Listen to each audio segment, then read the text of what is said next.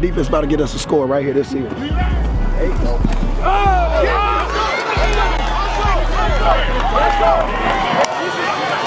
Hey, I got a feeling, baby. It's a turnover thing. I already know what it is. Called that one out. All right, sitting here doing a chop up with my main man, Keywan Ratliff.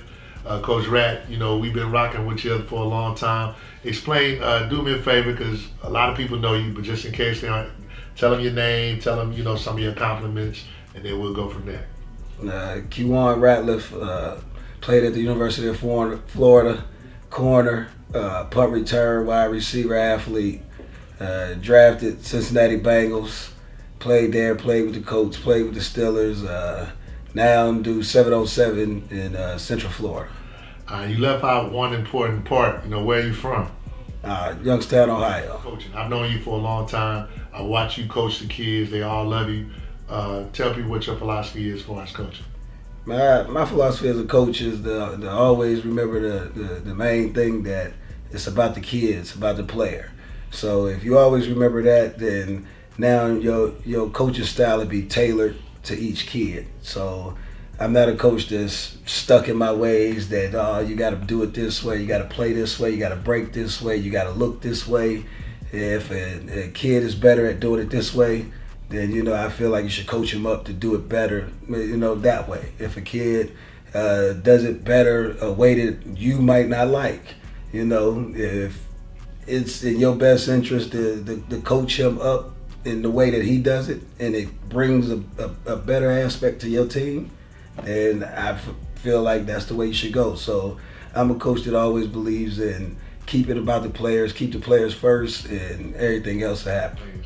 Tell the people your philosophy about a number and how you dress on the field. Oh, you know, those two things, I ain't like everybody else. I'm a little different on that. So some coaches are, you know, oh, this has to be this way, this has to be that way.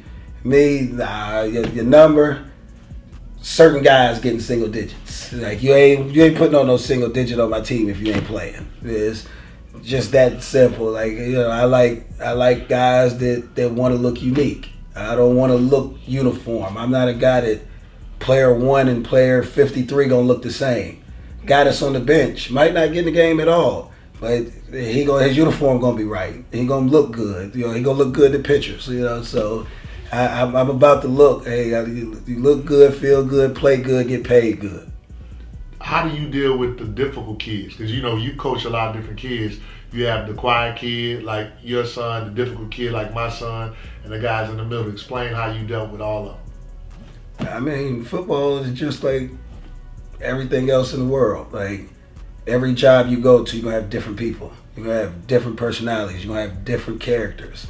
So if we really hear about the love of the game, you'll get past all those other aspects and keep it about the game.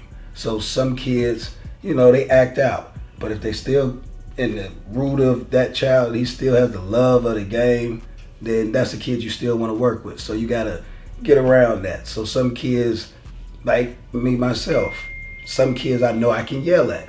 Like your son, I can yell at Assad. Assad, he'll be able to take it. My son, I can't yell at him.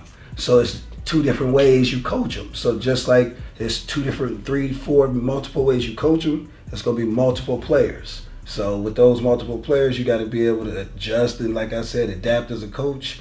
And I mean, it's just they're showing their love of the game in different ways. You did something I admire, and I want you to tell the people about. You just graduated. Can you tell the people the journey of, you know, how you got to that point, like from going to college and when you graduated? When I first went to college, that was just a hurdle that I had to take in order to get to the NFL. I was blessed and fortunate enough to be drafted and see my dreams come true and make it to the NFL.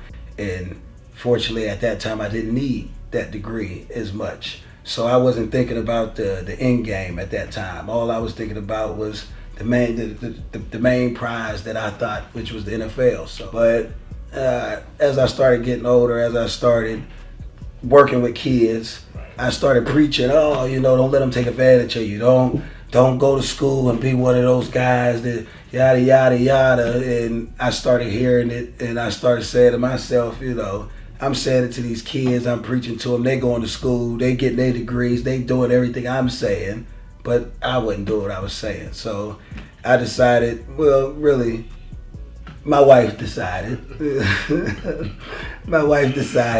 It was about time that I, you know, stopped being a lazy student, put up that same passion and desire that I have for football and helping kids and to helping myself. So I went back, and this past August I graduated. And we can go back, that brings me to my second point. A lot of stuff I do right now, I mean, quite frankly, I owe Keywan everything. I wouldn't be doing none of this if it wasn't for Coach Rat. Long time ago, he came to me and said, you remember this, you said you want to do 7-on-7. One of the things that he brought up about the education piece, because of that, we took kids on a college bus tour. And it was just us. There wasn't no bus. Wasn't no bus, yeah. And we drove from Orlando, Florida to Memphis, from Memphis to... Now wait, on top of that, now wait a minute, let me remind you this. Yeah. I'm from Ohio. Oh, yeah. I told my mom, my brothers, everybody in my family, there's no way in hell I would ever drive to Ohio. Oh, I'm flying, there's no way. Now you go ahead and continue. Where else did we go? Yeah. We drove from there to Ohio, and then we drove from Ohio to Tennessee, and then back to Orlando. That was the longest trip in world history. Yeah, and it was at that moment, because we was in the room, you were talking about going to school, we talked about, that's when we had the conversation. I told you that, I don't know if you remember, I was like, man, you got to get your degree, because, you know, like you said, you're around these kids. Right. But that was the moment that I made, that really started the bus trip. Because I vowed I'm not driving that drive ever again. No. I don't give a damn. I don't care what happened. See, you're a stronger driver than me, so you're right. Yeah, you're right.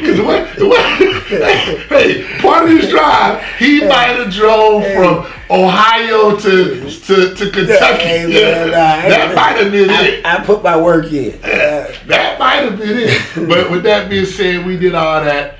We did the 7-on-7, and now we at Rat Pack. So tell the people a little bit about Rat Pack, some of the kids you coach, you know, what your vision is for Rat Pack in Central Florida, and that.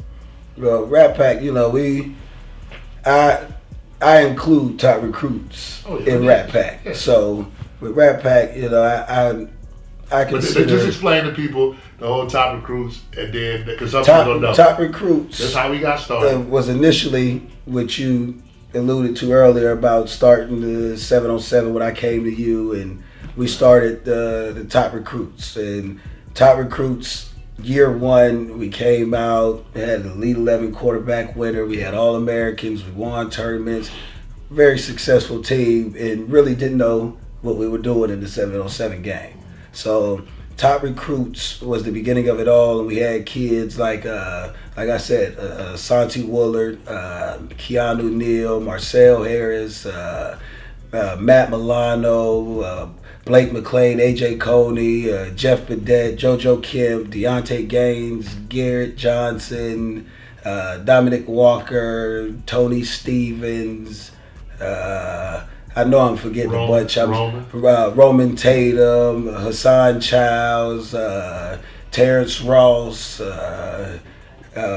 Roderick Hoskins, James Welch, Kermit Whitfield, Dylan Meeks. Enough. Yeah.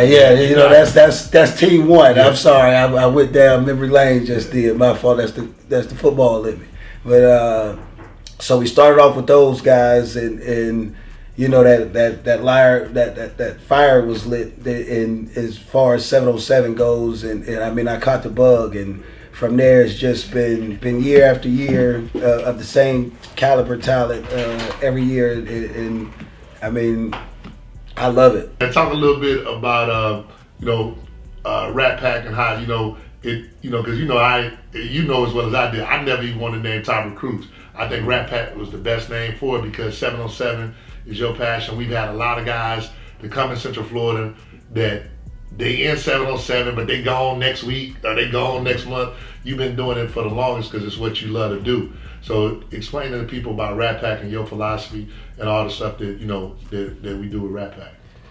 The thing that Rat Pack was really made for, like, and I would love to sit up here and say it was made to help kids get to college, and it was made to help kids get their grades right, and it was help kids have time away from their families. No, that honestly, that's not what it was started for. The thing that Rat Pack was started for was to get elite kids around other elite kids, allow them to practice with each other and see that they ain't as elite as they thought. Right. To bit dogs around dogs and let them see that they need work. And it was for me to selfishly be around elite young kids that needed this food, that needed this knowledge, and be able to give that back to them, and then see them to go and flourish at their schools and wherever they end up going to at college with the knowledge, some of the things that I gave them and the talent that they was just naturally God-given. Well, you said something that speaks volumes. Everybody's not elite, and I think that that's one of the things that we've kind of, it's like a final. We want to help the kids, but everyone's not elite, and one of the problems we have is a lot of kids think they're elite, and then they're not elite, and so we talk about that all the time. If you're elite, it's gonna show. Always. It's gonna show, and so I appreciate what you've been doing. I've seen the work you've done with kids. I know when the kids come back, they come to you. One thing I admire, I think we both are like this in a certain regard. We really don't need the fanfare and the extra. Mm-hmm. We do what we do, and it is what it is. I know, I've seen how those kids respond to you, and you don't go on Facebook and Twitter and tell the world that, DeAndre Francois called me today. You don't do all that, because it's a real relationship. Like, those boys know that they can count on you, and that's one thing I admire as well. Now, with that being said, we kind of, like everything we do, I always bring him in on it. The Legends Showcase. You basically, help pick the kids and all that. One of the things that I just wanted you to impart on is, why do you think the Legends Showcase is important for these kids? So we talked about elite, so why do you think it's important for them? Once again, I believe if these kids are really looking at themselves as a business right now, because as an athlete, you're your own business, right, and sports is your job. So right now, each one of these kids is worth what, $200,000, $300,000 right now. Scholarship. Right. Scholarship. Right. I really don't know how much it costs, but that's somewhere in the ballpark. Right. No, you're right. Ballpark. $200,000, $300,000. So they're walking around right now. They're worth $200,000, $300,000. How can I flip my $200,000, $300,000 into $2 or $3 million? Right. The way you do that is by becoming an NFL player. So, what's the percentages that I'll be able to do that? Ain't very, very big. Right. So, what I want to do is I want to take those kids that are worth $200,000, $300,000 and help them be able to see I can be worth $2 or $3 million. And now that $2 or $3 million can go to help a lot of people in my family get $200,000 or $300,000 worth of their own. Right. You see what I'm saying? So, and that's the philosophy of putting elite with elite, letting them train with each other, because now iron sharpens iron. When I'm in high school and I'm learning elite things, doing it against other elite players, I become elite. Right. And now when I become elite, the cream rise to the top, I go to college, I got a better chance of not only graduating, but making myself that $2 or $3 million business. All right, shout out, man. Look at the camera. Shout out anybody you want to shout out. Anybody help a Rat Pack or wife, whatever you want to do. I want to shout out all the coaches with Rat Pack. I know I'm gonna miss somebody. Help me bad. I help you. Coach Mitch, Chris, Coach Cole, Coach AJ, Coach Phil, Coach Balin, Coach